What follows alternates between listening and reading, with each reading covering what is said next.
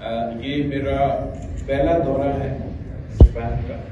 اور خوش قسمتی یہ ہے کہ پہلا دورہ بھی ہے، زندگی کا پہلا دورہ ہے، بحیثیت آپ کا وزیر خارجہ بھی پہلے دورہ ہے۔ یہ ہمارا جو فارن پالیسی کا ایک کوشش رہا ہے کہ ہم اپنا اکنامک ڈپلومیسی پہ زور دیں، اور جو پاکستان پیپلز پارٹی کے بنیادی فلسفہ رہا ہے جہاں تک ہمارا خارجہ پالیسی، وہ ٹریڈ اوور ایڈ کا جو فلسفہ ہے اس پہ ہم فوکس کرتے آ رہے ہیں، اور اس ٹرپ کا مقصد بھی یہی کہ ہم کس طریقے سے آپ کے لیے، پاکستان کے عوام کے لیے، اور جاپان کے عوام کے لیے ایک ہمارا ڈپلومیٹک ریلیشنز میں اضافہ کر کے، ہمارا اکنامک ریلیشنز میں اضافہ کر کے کیسے ایک دوسرے کے عوام کو فائدہ پہنچا سکتے۔ تو ہمارا 3 مین ایریاز ہیں جو ہم جگہ جگہ پاکستان کی طرف سے جس پہ ہم زور دیتے ہیں۔ ایک جو ہمارا زراعت ہے، ایگریکلچر ایکسپورٹس ہے، خاص طور آج کل ہمارا آم کا سیزن ہے،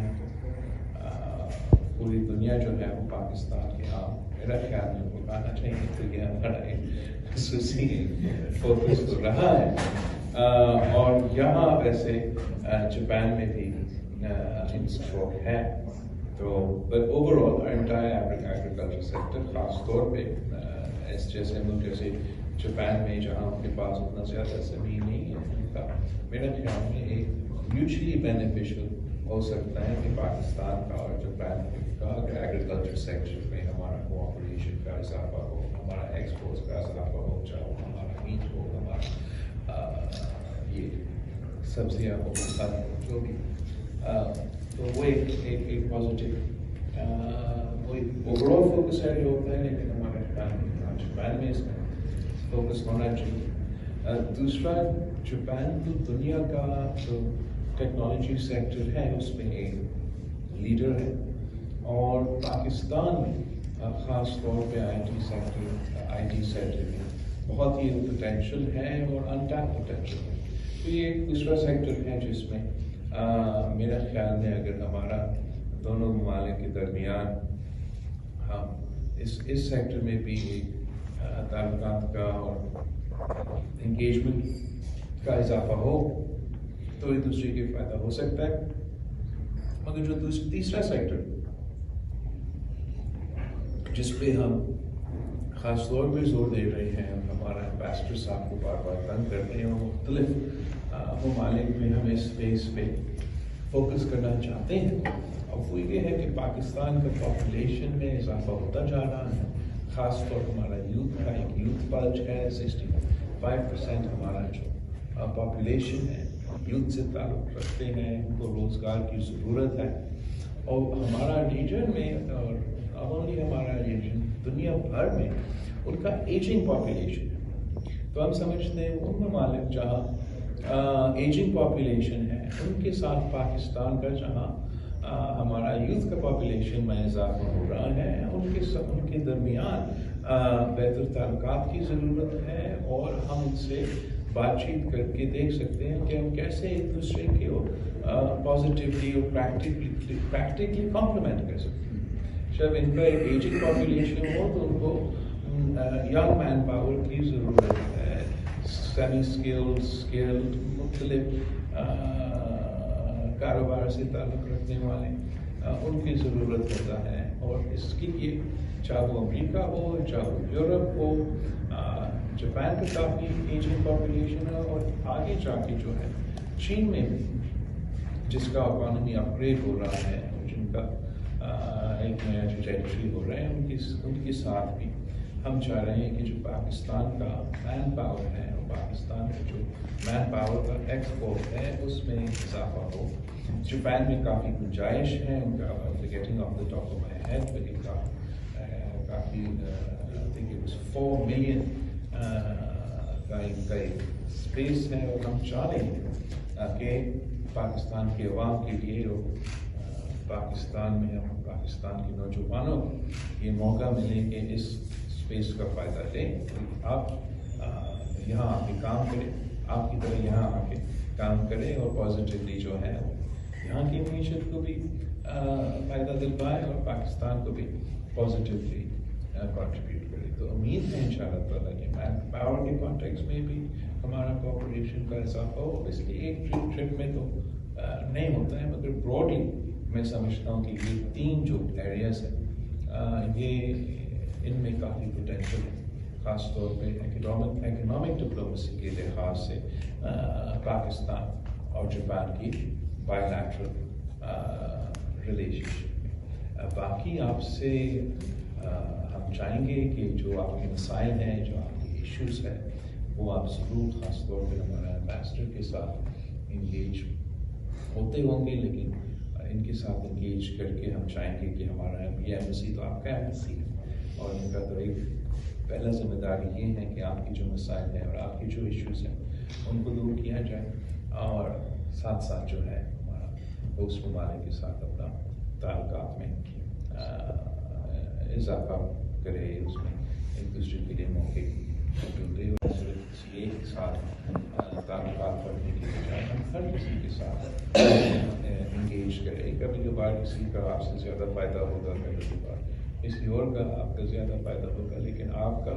اگر مسلسل انگیجمنٹ ہو، آپ اپنا کریڈیبلٹی اسٹیبلش کر سکتے ہیں، تو اس میں بہت فائدہ ہوتا ہے. اور جب آپ معاشی انداز میں دیکھتے ہیں، اکنامک ایسپیکٹ سے دیکھتے ہیں، اور ایک دوسرے کے جو سٹیزنز ہیں وہ آپ کی بائی لیٹرل ریلیشن شپ کی وجہ سے اور اپنے کاروبار کی وجہ سے خود پیسہ بنانا شروع کر دیتے ہیں، تو وہ بھی ایمبیسڈرز بن جاتے ہیں آپ کی ریلیشن شپ کے لیے. وہ اپنے طور پہ آپ کے جو بائی لیٹرل تعلقات ہیں اس میں اپنا کنٹریبیوشن کرتے ہیں. تو اس انداز کے ساتھ اور اسی سوچ کے ساتھ ہم یہ ذمہ داری سنبھالتے رہتے ہیں. ہم آپ سب کے شکر گزار ہیں کہ آپ بھی یہاں ہمارا پارٹی کا نمائندگی بھی کرتے ہیں، پاکستان کا نمائندگی بھی کرتے ہیں، اور وزیر خارجہ بھی آتے جاتے ہیں، اور امبیسڈرز جو ہیں وہ بھی آتے جاتے ہیں، اور آپ مسلسل ادھر ہوتے ہیں، اور آپ ہمیشہ جو ہے پاکستان کے صرف ایک قسم کے سفیر بن کے، نمائندہ بن کے ادھر رہتے بھی ہیں. اور آپ کی کردار کی وجہ سے اور آپ کی ریپوٹیشن کی وجہ سے پھر ہمیں زیادہ مزید گنجائش ملتا ہے کہ ہم اور پاکستانی اس کے لیے اس قسم کے مواقع پیدا کر سکتے ہیں. اور میں سمجھتا ہوں کہ جو جاپان اور پاکستان کی جو عوام ہیں کافی ہمارے درمیان سملیرٹیز ہیں. جس طریقے سے ہمارے لوگ محنتی بھی ہیں، یہاں جاپان کے لوگ بھی بہت محنتی ہیں، جس طریقے سے اپنے لوگ جو ہے پاکستان میں وہ اپنا ثقافت کا لحاظ کرتے ہیں، اپنے بڑوں کا لحاظ کرتے ہیں، ان کا ان کے اوبیسلی مذہب تو الگ الگ ہے، لیکن جس طریقے سے اور جس انداز سے ثقافتی لحاظ سے اور ٹریڈیشن کے لحاظ سے کافی سملیرٹیز ہیں. اور ہمیں یہ دیکھنا چاہیے کہ ہمارے درمیان سملیرٹیز کیا ہے، نہ کہ ڈفرینسز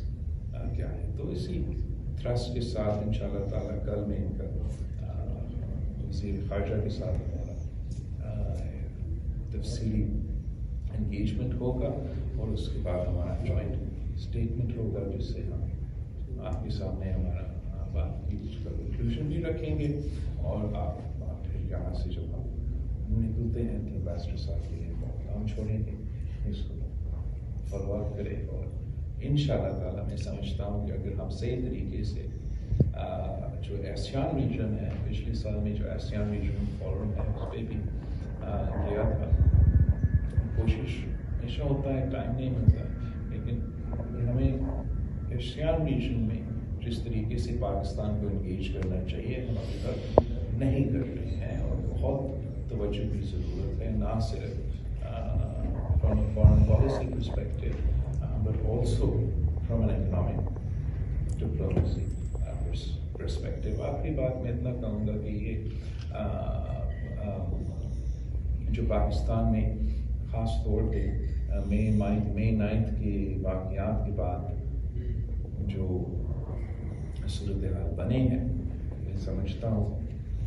ہم سب کا ذمہ داری ہے کہ آپ نے تو بہت کچھ دیکھا ہے پاکستان کی تاریخ لیکن ہم سب کی ذمہ داری ہے کہ ہم اپنا ملک کا صحیح نمائندگی کریں اور صحیح طریقے سے جو صحیح ہے اس پہ ہم سچ کہیں، جو غلط ہے غلط کہیں. مگر جو مئی 9 کا واقعہ اسپیسیفکلی ہوا ہے آپ سب کو پتا ہے. آپ یہاں جاپان میں رہتے ہیں، آپ اگر کل یہ فیصلہ کریں کہ آپ نے احتجاج کرنا ہے اور اس احتجاج کا حصہ میں آپ ان کا جو فوجی انسٹالیشنز ہیں یا ان کا جو جنرل ہیڈ کوارٹرز ہیں اس پہ جا کے کوئی حملہ کرنا چاہیں تو وہ جمہوریت کے نام پہ آپ کو اجازت نہیں دیتے، اور نہ یہاں کی سوسائٹی چل سکتا نہ ہمارا سوسائٹی چل سکتا. کیونکہ کوئی بیسک جو ہے رولز آف دا گیم ہے. پاکستان پیپلز پارٹی نے تو بہت کچھ دیکھا ہے اور ہم نے ہمیشہ جمہوریت کے لیے جدوجہد کیا، مگر کبھی اس طریقے سے کوئی ریڈ لائن کراس نہیں کیا ہے. اور آج کل پوری دنیا میں ایک یہ پوسٹ فیکٹ پالیٹکس کا پاپولسٹ سیاستدان کا ایک افیکٹ نظر آ رہا ہے. اور جہاں امریکہ جیسے 200 سال پرانا جمہوری ملک کا جمہوریت کو لا، ہمارا جو ٹوٹی پھوٹی جمہوریت ہے اس کے لیے بھی ایک بڑا پورا ایکسپیریمنٹ رہا ہے. اس کو ہمارا نظام کو، ہمارا معاشرے کو ایک امتحان سے گزارا ہے. اور اب ہمارے اوپر ہے، ساری سیاسی جماعتوں پہ ایک ذمہ داری ہے. ابھی یہ مسئلہ ہوا ہے، بالکل یہ بھی ضروری ہے کہ رول آف لاء کے مطابق جنہوں نے قانون توڑا ہے ان کے وہ قانون کے مطابق ان کا کیسز چلے. کیونکہ ساتھ ساتھ ہم سب کی ذمہ داری ہے کہ اب ہم اس سفر کو آگے لے کے جائیں، اور آگے لے کے جاتے ہوئے ہماری یہ کوشش ہونا چاہیے کہ ہمارا جمہوریت میں بہتری آئے، زیادہ ٹالرنس آئے، زیادہ اسپیس ہو، نہ